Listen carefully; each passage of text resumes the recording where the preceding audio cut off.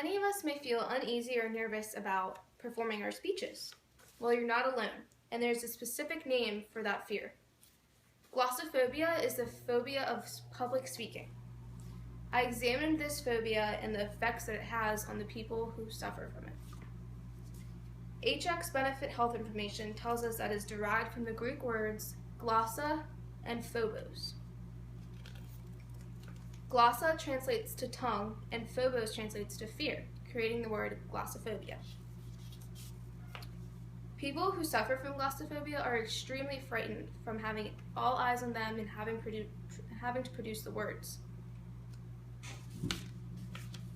Glossophobia.com estimates that up to 75% of people suffer from this phobia. It is one of the most common. There are many symptoms associated with it. Glossophobia.com says that they are grouped into physical, verbal, and nonverbal categories. The physical symptoms are the visible signs of anxiety and nervousness that is linked to speaking. These include sweating, dilated pupils, freezing in place, shaking, stiffening of neck and back muscles, dry mouth, and turning red. Verbal symptoms include quivering voices, broken speech, and repeated use of ums and ahs, allowing time for the speaker to pause, says Phobia Source. Nonverbal symptoms are the nausea and anxiety. It's very common to suffer from all three, the nonverbal, verbal, and physical symptoms at once, creating the most extreme panic that someone with glossophobia can experience. Glossophobia decreases your social skills because if you don't have that speaking within you, then it's hard for your future endeavors, like meeting new people and having job interviews and just having a social life. Treatment can be highly successful. There are many different methods. These include speaking groups, medicine, hypnosis, and therapy. It is suggested to combine them all together or in combinations for the best results. Speaking groups consist of people who share the same phobia as yourself, and these allow people to feel comfortable sharing their experiences with one another. They partake in activities to try and improve their speaking skills and to gain confidence. Toastmasters is one of the most popular speaking groups.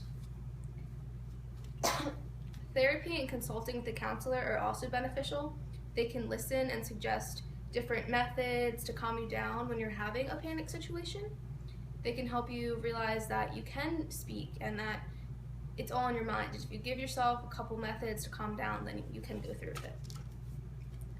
Beta blockers, antidepressants, and benzodiazepines are the most common medicine that they prescribe for people with glossophobia. According to HX Benefit Health, it is important to not just take the medicine alone, but to pair it with the therapy or the speaking groups, and that would be one of the most beneficial ways to go about your fear. Behavioral therapy is also said to have a positive impact.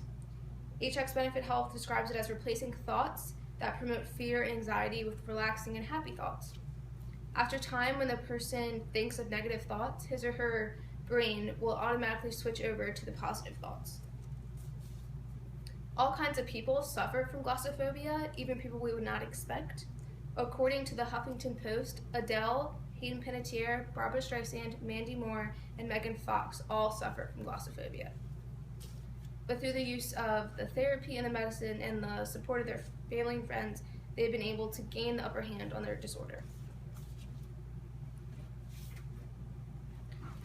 So, as I said, glossophobia was a fear of public speaking.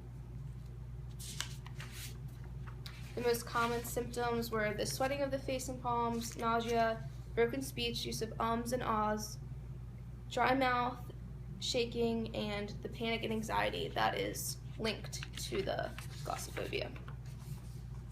And these are some pictures that stuck out to me. This one states that 3 out of every 4 people have the glossophobia and the fear of speaking. So that's a pretty big chunk of the people. This is a picture that I thought was pretty cool. It has the speaker looking really small as compared to the audience, who's really big and intrusive. And the spotlight is on him, so he feels that the audience is bigger than him and staring down on him, and all the attention in the spotlight is on him.